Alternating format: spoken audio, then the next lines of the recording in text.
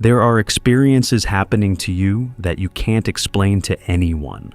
Patterns too perfect to be coincidence. Dreams that feel more real than waking life. Knowledge arriving without learning. Sensing things before they happen.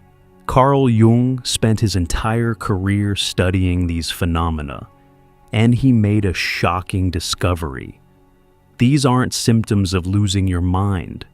They're evidence of finding yourself. Today, I'll reveal the 5 profound experiences Jung identified that only occur in spiritually awakened individuals. Experiences so specific, so undeniable, that once you recognize them, you'll understand exactly where you are in your awakening journey. And if you're having these experiences, you'll finally understand why you feel so alone. It's not because you're crazy. It's because you're conscious in ways most people aren't yet. Here's what changes everything. Jung discovered that spiritual awakening isn't just a shift in perspective. It activates dormant psychological functions that have been sleeping in the human psyche. These aren't metaphors or mystical concepts. They're observable psychological phenomena that fundamentally alter how you experience reality. And once activated, they can't be turned off. The first one will sound familiar if you're truly awakening. Jung coined the term synchronicity, but most people completely misunderstand what he meant. It's not just meaningful coincidences. It's what Jung called a causal connecting principle. Reality beginning to communicate with you through patterns that defy logical explanation. Here's what only awakened people experience. Synchronicities stop being occasional surprises and become a constant dialogue.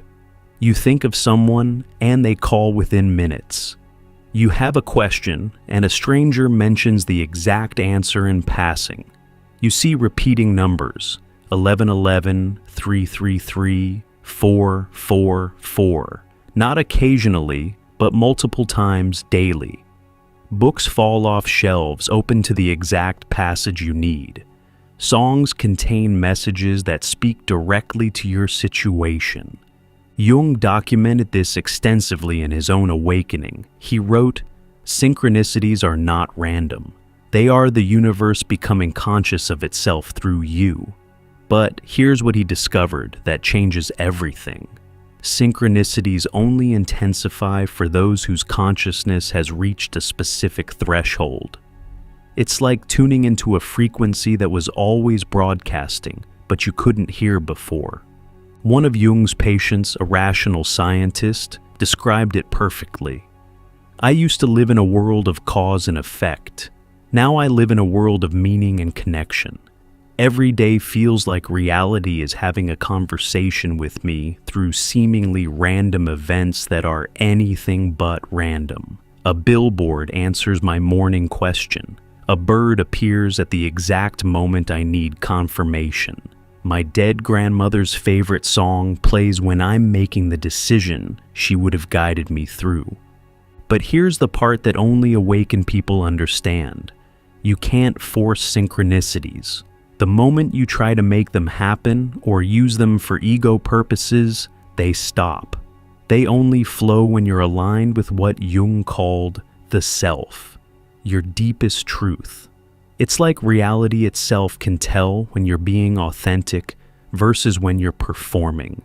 This creates a profound loneliness. How do you explain to someone that reality is literally talking to you?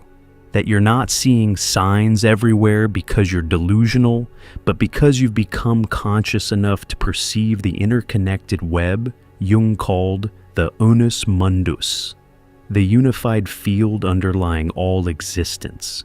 Most people think you're either lying or losing it. They'll say you're seeing patterns that aren't there, engaging in magical thinking, projecting meaning onto randomness. And you can't prove them wrong because synchronicities can't be demonstrated on demand. They're not performances. They're private communications between you and the universe. Jung was clear about this. The privilege of consciousness is also its burden. You see what others cannot, and this seeing separates you from those who remain unconscious. Synchronicities become your secret language with reality, beautiful, profound, and utterly isolating. But the second experience is even more transformative. This is Jung's most important discovery that nobody talks about. The transcendent function isn't transcendence in the spiritual bypass sense. It's a psychological capacity that only emerges in awakened individuals. The ability to hold opposites without choosing sides, to live in paradox without needing resolution. Here's what this actually means. While everyone else is trapped in either-or thinking, you suddenly experience both and consciousness. You can feel profound grief and deep joy simultaneously. You can see someone's divine essence and their human shadow at the same time. You can know that life is meaningless and infinitely meaningful in the same breath. Jung wrote, "The transcendent function is the bridge between consciousness and the unconscious. It allows opposing forces to create a third thing, not a compromise, but a new creation that includes both, yet transcends both." Let me make this concrete. Before awakening, you're either optimistic or pessimistic, spiritual or material, logical or intuitive. After the transcendent function activates, you're simultaneously all of these. You become what Jung called a living paradox, capable of containing contradictions that would tear an ordinary psyche apart. One of Jung's patients described the moment it activated. "It was like my mind suddenly became vast enough to hold everything. I could feel my mother's death as the worst thing that ever happened, and the most important gift I ever received. Both were completely true, not balanced against each other, both fully, simultaneously true. My mind didn't break from the contradiction. It expanded to hold it." This is why awakened people often seem confusing to others. You can be deeply spiritual while being completely grounded, fully present while seeing through time, absolutely committed while totally detached. To the linear mind, you seem inconsistent, contradictory, even hypocritical. But you're not confused, you're comprehensive. The transcendent function also manifests as spontaneous wisdom. Solutions to impossible problems just arrive. You know things without knowing how you know them. Creative insights download fully formed. This isn't channeling or spiritual fantasy. It's what Jung called the collaborative creation between conscious and unconscious that only happens when the transcendent function bridges them. But here's the challenge. Once the transcendent function activates, you can't participate in most human conflicts anymore. Arguments require taking sides. Drama needs you to choose victim or villain. Politics demands you pick a team. But you see the truth and shadow in all positions. You understand that every perspective contains both wisdom and ignorance. This makes you useless to anyone trying to recruit you to their cause. You're too aware of complexity for simplistic narratives, too conscious of paradox for rigid ideologies. You become what Jung called psychologically unemployable by any system that requires true believers. And this leads directly to the third experience. Everyone dreams, but Jung discovered that in awakened individuals, dreams undergo a fundamental transformation. They stop being random neural firing or simple wish fulfillment and become what he called communications from the self, direct transmissions from your deepest wisdom. Here's what changes. Your dreams become lucid without trying. Not lucid in the sense of controlling them, but lucid in being consciously present while they unfold. You're simultaneously the dreamer, the dream, and the witness. You receive teachings, initiations, and guidance that you remember word for word upon waking. Jung documented his own experience extensively in his Red Book. He wrote, "My dreams ceased to be dreams and became visions. Not hallucinations of a disturbed mind, but communications from depths of the psyche that only open to those who have developed the capacity to receive them." But here's what only awakened people experience: prophetic dreams that actually manifest. You dream of conversations that happen verbatim days later. You see people you've never met who appear in your life exactly as dreamed. You receive warnings that save you from disasters. Solutions to problems arrive fully formed in dream symbols that make perfect sense. One of Jung's analysans, a businessman with no spiritual background, shared this.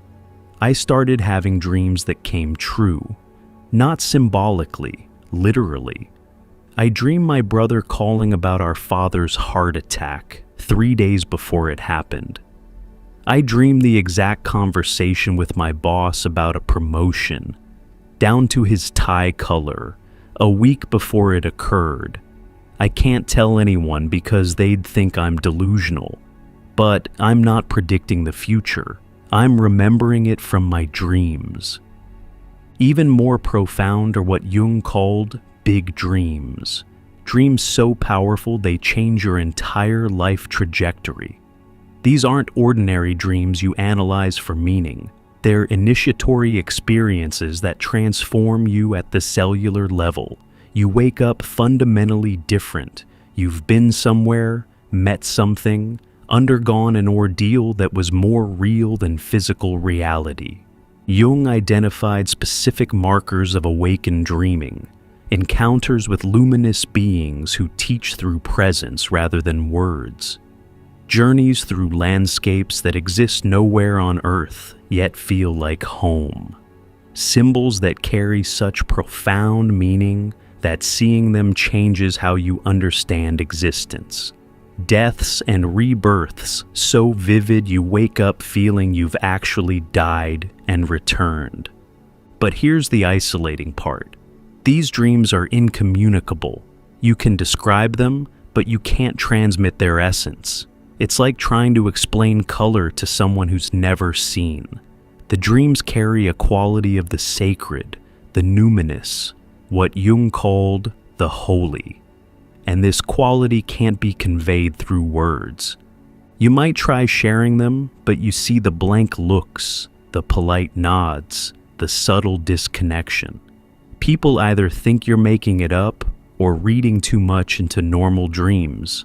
They can't grasp that you're not interpreting symbols. You're receiving direct transmission. The dreams aren't metaphors for your life. They're more real than your life. This creates a profound split. Your dream life becomes more meaningful than your waking life. You start looking forward to sleep not for rest, but for reunion with depths of reality unavailable to waking consciousness. You realize what Jung meant when he said, "Who looks outside, dreams. Who looks inside, awakes." But the awakening happens through a kind of dreaming that only the awakened can access. Before we explore the final two experiences that only the awakened encounter, subscribe and hit the notification bell. Share in the comments which of these experiences has been most intense for you. Your validation might help someone else trust their own awakening. Now, these last two experiences are the most profound and the most difficult to integrate. If you're experiencing these phenomena, reality speaking through synchronicities, holding paradox without breaking, dreams more real than waking, you're not imagining things, you're perceiving things. There's a massive difference, and Jung spent his life documenting it.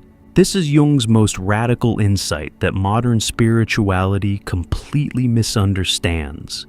Awakening doesn't destroy the ego. It destroys the ego's monopoly on consciousness. What Jung called the ego-self axis, the relationship between your everyday personality and your deepest essence, undergoes complete reorganization. Here's what actually happens. You start experiencing yourself as multiple centers of consciousness simultaneously. There's the you going to work, paying bills, having conversations. But there's also what Jung called the self, a vast impersonal awareness watching your life unfold like a movie. And you're both, at the same time, fully. Jung wrote, "The experience of the self is always a defeat for the ego." But he didn't mean the ego disappears. He meant it discovers it's not the CEO, it's middle management. And this demotion is simultaneously the most humiliating and liberating experience possible. Let me be specific about what only awakened people experience here. You'll be in a conversation, fully engaged, while simultaneously observing yourself from outside. Not dissociation. Full presence from multiple perspectives. You watch yourself getting triggered and choose whether to act on it. You see your patterns playing out in real time and can step out of them mid-sentence. One of Jung's patients described it brilliantly. "I'm living a split-screen existence. On one screen, I'm a person with a history, personality, preferences. On the other, I'm infinite awareness having a temporary human experience. Neither is more real than the other. I'm not choosing between them. I'm living as both simultaneously. It's maddening and miraculous." This creates experiences that sound insane to anyone who hasn't undergone this restructuring. You feel ancient beyond measure and brand new in each moment. You know yourself as both the drop and the ocean, literally, experientially, not as a metaphor. You experience what Jung called the relativization of the ego. Your personal self becomes just one of many possible configurations of consciousness you can inhabit. But here's what makes this so challenging. The ego doesn't go quietly. It fights back with what Jung called inflation, moments where it tries to claim the self's experiences as its own achievements. I'm awakened. I'm special. I'm beyond ordinary consciousness. This is the ego trying to own what can't be owned, and the universe responds with what Jung called compensation. Humbling experiences that remind you that you're both infinite and utterly ordinary. You might experience cosmic consciousness one moment and struggle to remember where you parked the next. You'll channel profound wisdom, then say something completely stupid. You'll feel enlightened, then act out your shadows in embarrassing ways. This isn't failure, it's the ongoing dance between ego and self that defines awakened life. Jung was clear. The goal is not to eliminate the ego, but to relativize it. The awakened person lives in constant negotiation between personal and transpersonal, human and divine, limited and limitless. You become comfortable being both a somebody and a nobody, someone special and completely insignificant. This is why awakened people often seem contradictory, deeply confident yet genuinely humble, powerful yet surrendered, knowing yet innocent. They're not pretending or confused. They're living from multiple levels of identity simultaneously, each one true at its own level. But the fifth experience is perhaps the strangest of all. This is Jung's most misunderstood concept. Living mythologically doesn't mean pretending your life is a fairy tale. It means recognizing that you're simultaneously living a personal life and enacting universal patterns Jung called archetypes. You become conscious that your individual story is also a cosmic story being told through you. Here's what this actually feels like. You realize your difficult mother isn't just your mother. She's the dark mother archetype working through a human being. Your job loss isn't just unemployment, it's a death rebirth initiation. Your relationship isn't just romance, it's the sacred marriage of opposites playing out in human form. Jung wrote, "The privilege of a lifetime is to become who you truly are. But who you truly are includes archetypal forces far greater than your personal identity. When you awaken, these forces become conscious, and you experience yourself as both the actor and the role, the human and the myth. Let me give you specific examples only awakened people understand. You'll be in an argument with your partner and suddenly see you're not just John and Jane fighting about dishes. You're enacting the eternal tension between masculine and feminine principles. You'll face a challenge at work and recognize you're not just solving a problem. You're the hero facing the dragon, and the outcome matters on levels beyond the personal. One of Jung's most awakened patients described it. I'm living in two movies simultaneously. One is my regular life, work, relationships, daily tasks. The other is an eternal drama where I'm playing out humanity's deepest patterns. When my father died, I wasn't just losing my dad. I was experiencing the death of the father archetype, and my grief was both personal and transpersonal. I was grieving for everyone who's ever lost a father, and they were grieving through me. This archetypal awareness extends to recognizing when you're being constellated, Jung's term for when an archetype activates through you. You'll feel the warrior rise when facing injustice. The healer awakens when someone's wounded. The teacher emerges when wisdom needs transmission. These aren't roles you're choosing. They're archetypal forces using you as their instrument. But here's what's truly wild. You start recognizing other people's archetypal configurations too. You see who's possessed by the victim, who's channeling the tyrant, who's embodying the lover. You understand that most human conflict is archetypal patterns clashing, not personal differences. This gives you tremendous compassion. People aren't choosing to be difficult. They're unconsciously acting out archetypal scripts. Jung discovered that truly awakened individuals eventually experience what he called archetypal dreams, direct encounters with these primordial forces. You don't dream about a wise old man. You meet the wise old man. You don't dream about your mother. You encounter the great mother.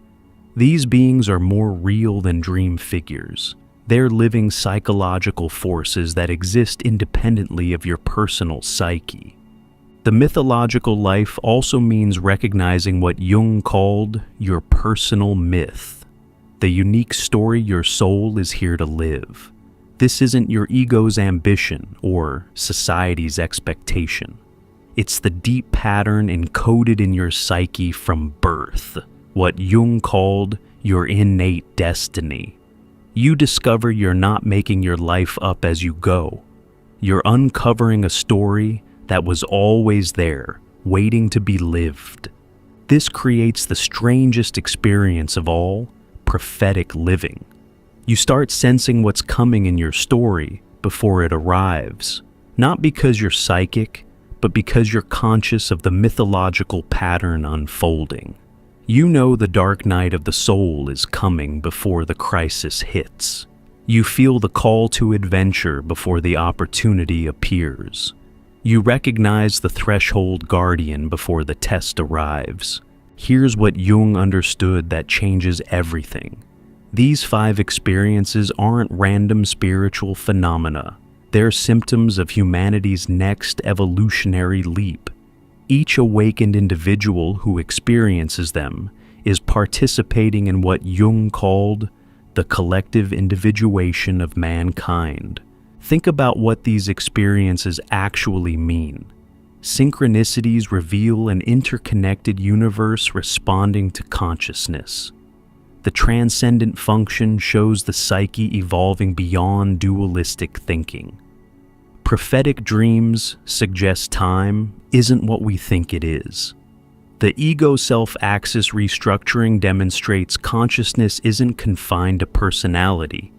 Living mythologically reveals that individual lives are expressions of universal patterns. Jung saw these not as mystical experiences, but as psychological capacities that have been dormant in humanity, waiting for the right conditions to activate. And those conditions? They're the very chaos, meaninglessness, and suffering of modern life. The crisis isn't a mistake, it's the catalyst.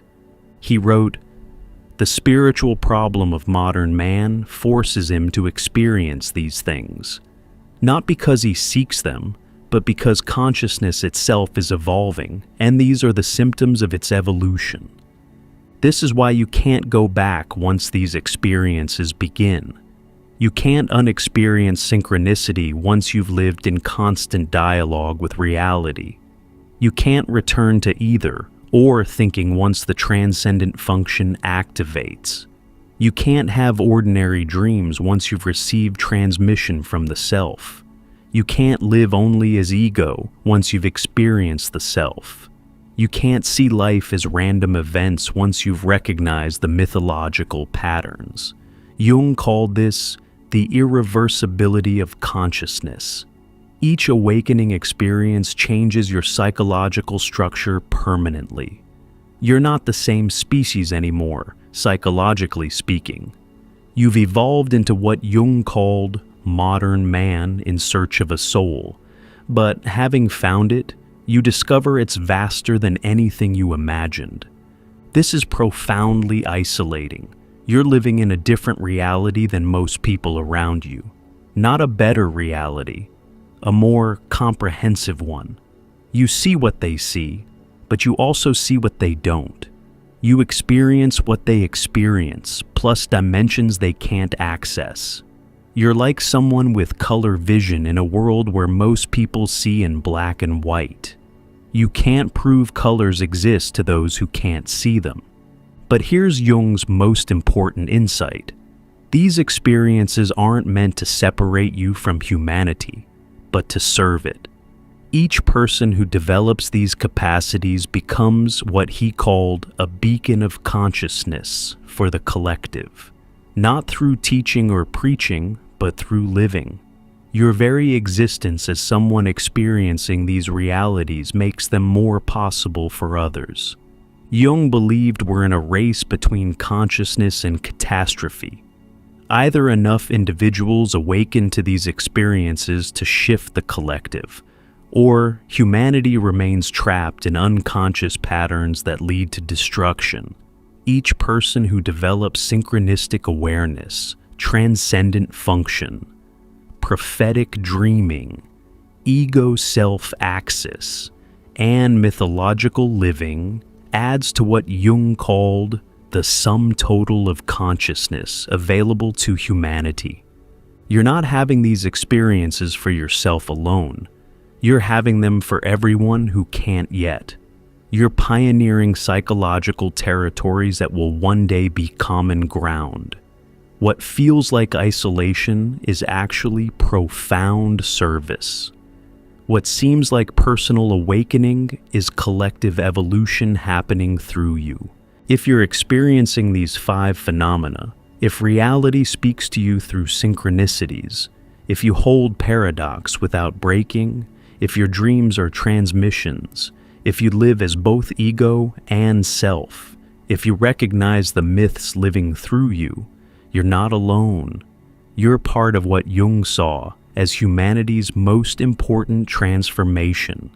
Subscribe to this channel and hit the notification bell to join thousands who understand these experiences. Share in the comments which of these 5 you're experiencing most intensely right now. Your courage in naming these realities helps others trust their own psychological evolution. Remember Jung's words. The meeting with oneself is, at first, the meeting with one's own shadow. But beyond the shadow lies experiences that redefine what it means to be human. Trust what you're experiencing. It's not madness, it's metamorphosis. To go deeper into Jung's map of awakening consciousness, click the video on your screen now.